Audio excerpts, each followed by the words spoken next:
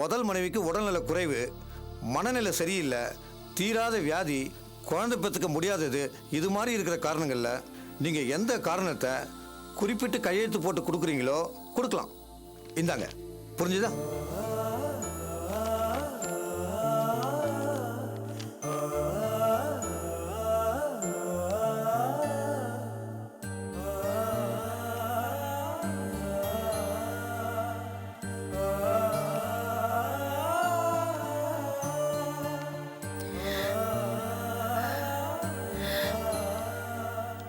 ஒரு 5 நிமிஷம் டைம் கொடுப்பீங்களா? Okay madam, take your one time.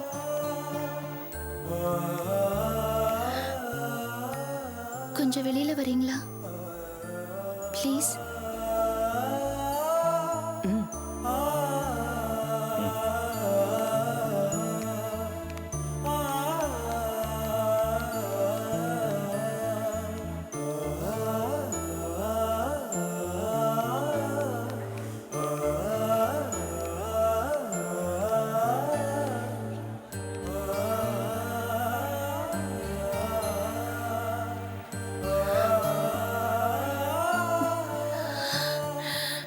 நமக்குள்ளே இப்படி ஒரு சூழ்நிலை வரும்னு நான் நினச்சி கூட பார்த்ததில்ல.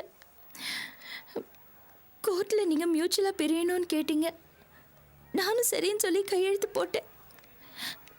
நாளைக்கு முறைப்படி விவாகரத்து வந்துடும். எனக்கு எதை பற்றியும் கவலை இல்லை. உங்களோட 2வது கல்யாணத்தில் எனக்கு எந்த விதமான ஆப்ஜெக்ஷனும் இல்லை. அது எனக்கு தெரியும். ஆனால் என்ன பண்ணுறது, உள்ள கையெழுத்து கேட்குறாங்களே. போடுறேன், கையெழுத்து போடுறதுக்கு தானே நான் வந்திருக்கேன். ஆனா இதுல 7 காரணத்தை கொடுத்து ஒரு காரணத்தை கேக்குறாங்க. நான் என்ன பண்ணட்டும் எனக்கு தெரியல. அதனால தான் நான் உங்களை வெளியில வர சொன்னேன்.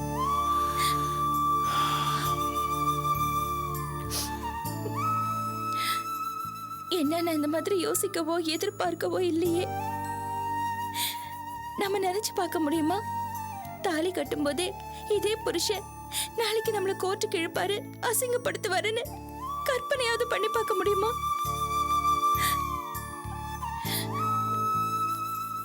இதுல நான் எதை காரணமா சொல்றது? தீராத வியாதின்னா அப்படி எனக்கு எதுவும் இல்லையே. உடல் தகுதி இல்லைன்னா அதுவும் தப்பு.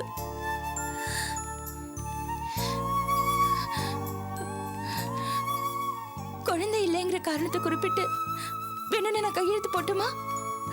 ஏன்னா நாளைக்கு உங்களை யாரும் தப்பு சொல்லக்கூடாது பாருங்க, அதுக்குதான். அதான் சரி. எனக்கு குழந்தை இல்லை, அதனால என் புருஷன் 2வது கல்யாணம் பண்ணிக்கிறாருன்னு நான் இந்த ரீசன் டிக் பண்ணி கையெழுத்து போடுறேன்.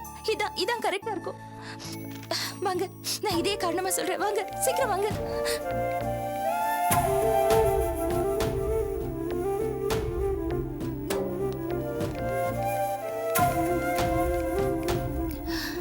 சார், நான் கையெழுத்து போடுறேன் சார். மேடம், நீங்க எந்த காரணத்தை குறிப்பிட்டிருக்கீங்க? எனக்கு குழந்தை பெற்றுக்க தகுதி இல்லை சார். அப்படியா? கையெழுத்து போடுங்க.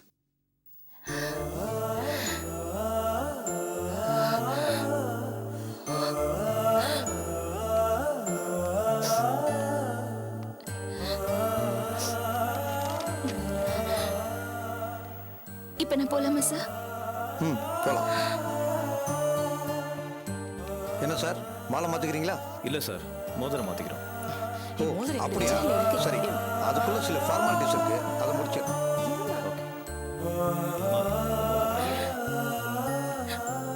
அப்பா,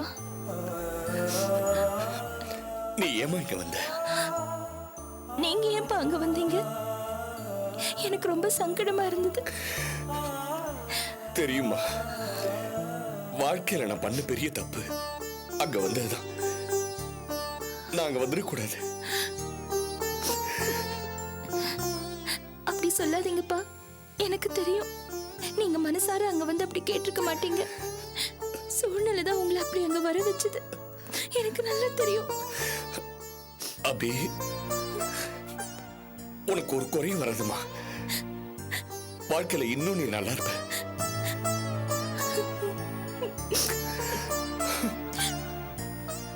அப்பா, இவங்க உங்களுக்கு மேற்கொண்டு தொந்தரவு கொடுக்காம நான் காப்பாத்திட்டேன். இனிமே யாரும் திட்ட மாட்டாங்க. நான் இங்க வராம இருந்திருந்தா உங்களை எல்லாரும் திட்டிருப்பாங்க. நான் வரேன்ப்பா. உடம்ப பத்திரமா பாத்துக்கோங்க. போயிடுமா?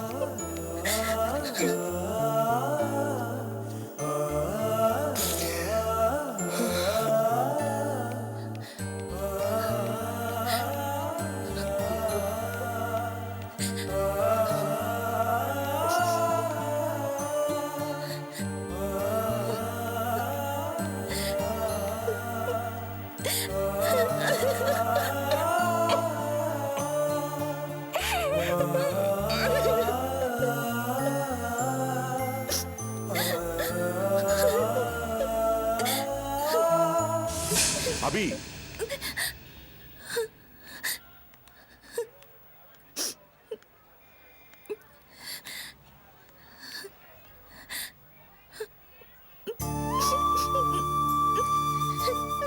I am very சாரிமா. அபி, எனக்கு ஒன்னு முதலே தெரியும்.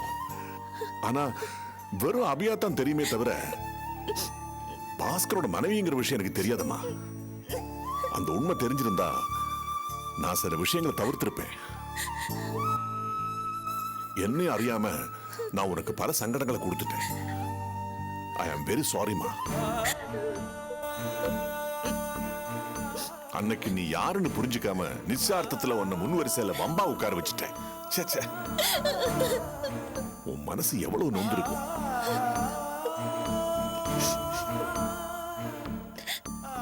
எனக்கு கூட என் அத்தை சொல்லித்தாமா தெரியும், நீ பாஸ்கரோட மனைவி, அவரை தான் ரஞ்சனி கட்டிக்க போறாங்கிறதெல்லாம். தெரிஞ்சதும் எனக்கு எவ்வளவு பெரிய ஷாக்கா இருந்துச்சு தெரியுமா? எனக்கு தெரிஞ்சு நீ ரொம்ப அருமையான பொண்ணு. உன்னை யாராவது வெறுக்க முடியும்னு எனக்கு தோணவே இல்லை. அப்புறம் எப்படி அபி உனக்கு பாஸ்கருக்கு நடுவுல இப்படி ஒரு விரிசல்?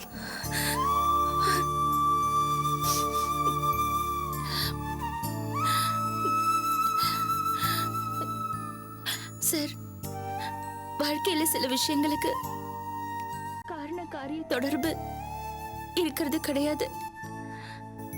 நான் நல்ல பொண்ணுங்கிறது உங்களோட கணிப்பு. என்னோட கணிப்பும் கூட நான் மோசமானவ இல்லைங்கிறதா. ஆனா பாஸ்கர் என்ன எப்படி கணிச்சாருன்னு எனக்கு தெரியல. அவருக்கு நான் பிடிக்காதவள போயிட்டேன். அதுதான் எனக்கும் புரியல. ஏன் சார், அதெல்லாம் பழசு. இப்போ இன்னைக்கு சூழ்நிலையில நான் பாஸ்கரை விமர்சனம் பண்ணவோ மத்த யாரையும் குறை சொல்லவோ விரும்பல. அதனால எதுவும் நடக்க போறதில்ல. கோர்ட்டு வரைக்கும் போயாச்சு, விவாகரத்தும் கிடைக்க போகுது. இப்ப நான் ஒரு கையெழுத்து போட்டதுனால அவங்களுக்கு ஒரு நிம்மதியும் சந்தோஷமும் கிடைக்கும். தேவையில்லாத சஞ்சலங்கள்லாம் குறையும். பிரியறதுங்கிற முடிவுக்கு நான் வந்துட்ட பிறகு அவங்க 2 பேரும் சேர்றதுல எனக்கு எந்த விதமான வருத்தமும் இல்லை சார். இந்த சந்தர்ப்பத்துல நான் மத்தவங்க மேல புகார் சொல்றதுக்கு விரும்பல. கடந்து போனது கடந்து போனதாவே இருக்கட்டும். அபி, நான் ஒண்ணு கேக்குறேன். நல்லா யோசிச்சு விசாரிச்சு தானே பாஸ்கரை கல்யாணம் பண்ணிக்கிட்டேன். பின்ன எப்படி சார், ஒரு பொண்ணுக்கு கல்யாணங்கிறப்போ முழு அக்கறையோட செய்யறவங்க யாரு? ஒண்ணு பொண்ணோட அப்பா செய்யணும், அப்படி இல்லைன்னா பொண்ணோட அண்ணன் செய்யணும். எனக்கு அப்பா இல்ல, சின்ன வயசுலயே போயிட்டாரு. தம்பி சின்ன பையன். நானே என் கல்யாணத்தை ஏற்பாடு பண்ணி நடத்திக்க வேண்டிய சூழ்நிலை ஆயிப்போச்சு. எனக்கு வெக்கப்படக்கூட சந்தர்ப்பம் அமையல. அப்படி ஒரு விசித்திரமான மணமகளா நான் இருந்திருக்கேன்.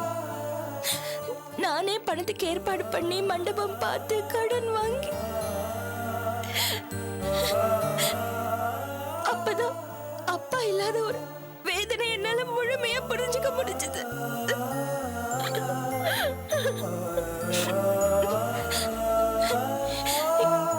எனக்கு ஒரு புது பொண்ணுக்கு உண்டான எந்த உணர்வும் வரல.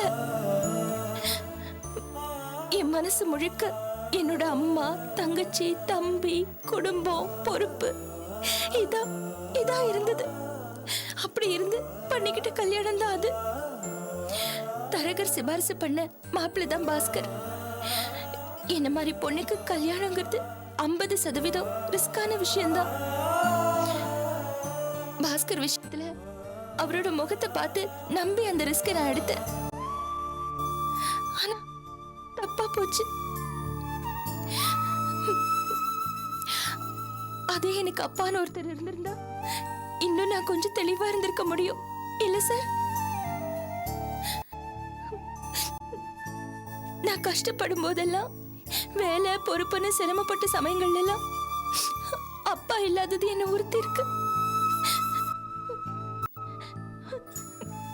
ஆனா என் கல்யாண விஷயத்துலதான் அப்பான்ற ஒரு மனுஷன் இல்லாதது எவ்வளவு பெரிய இழப்புங்கிறத நான் புரிஞ்சுக்கிட்டேன். அப்பா இருந்திருந்தா இன்னும் நான் விரும்புற மாதிரி கொஞ்சம் படிச்சிருக்கலாம், வேற ஒரு நல்ல வேலைக்கு போயிருக்கலாம். பொறுப்புகளோட சுமை இந்த அளவுக்கு என் மேல பாரமா அழுத்திருக்காது. அப்பா இல்லாத ஒரு குடும்பத்துல மூத்த பொண்ணா இருக்கிறதுனால நான் எனக்குன்னு எந்த ஒரு கனவையும் விருப்பத்தையும் வச்சுக்க முடியல. என்ன நானே ஒரு கூட்டுக்குள்ள சுருக்கிக்கிட்டேன். அபி, இதெல்லாம் கேட்கறதுக்கு எனக்கு ரொம்ப கஷ்டமா இருக்குமா?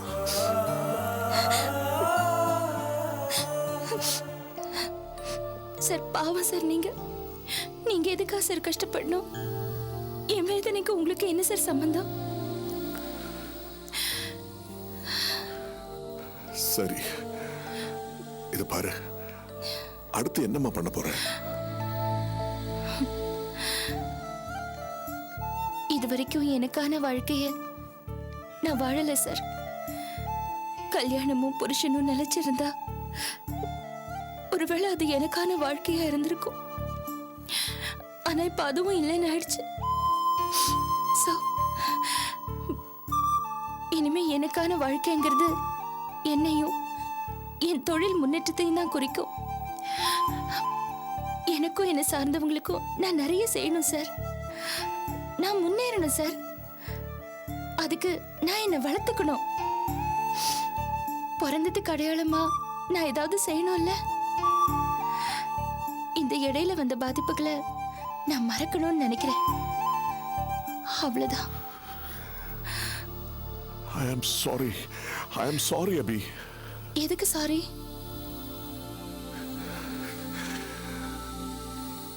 என்னை அறியாம நான் உனக்கு நிறைய வேதனைகளை கொடுத்துட்டேன். I am sorry, மா. சே, அப்படிலாம் சொல்லாதீங்க சார். என் பிரச்சனைகளுக்கு நீங்க எந்த விதத்திலையும் காரணம் இல்லை சார். உங்களுக்கு எனக்கு என்ன சார் இருக்கு?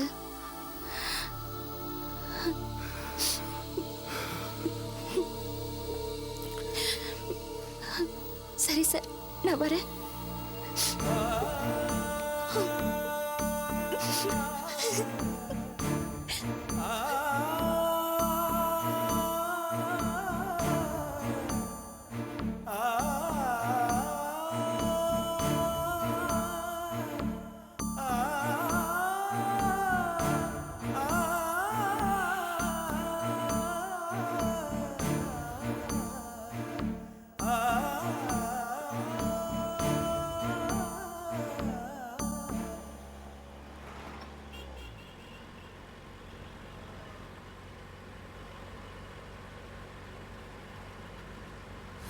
நான் கஷ்டப்படும் போதெல்லாம், வேலை பொறுப்புன்னு சிரமப்பட்ட சமயங்கள்ல எல்லாம் அப்பா இல்லாதது என்ன உறுத்தி இருக்கு.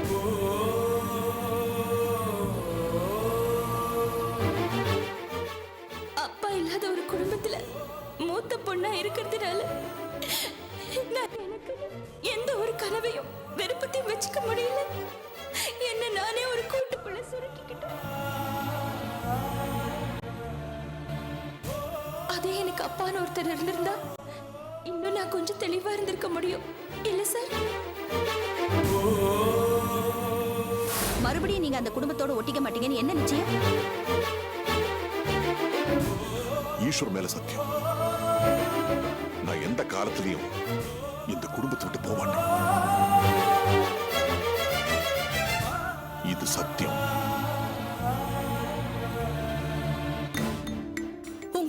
எப்பவும் முதல் பொண்டாட்டி நினைப்பு தான் இருக்கு.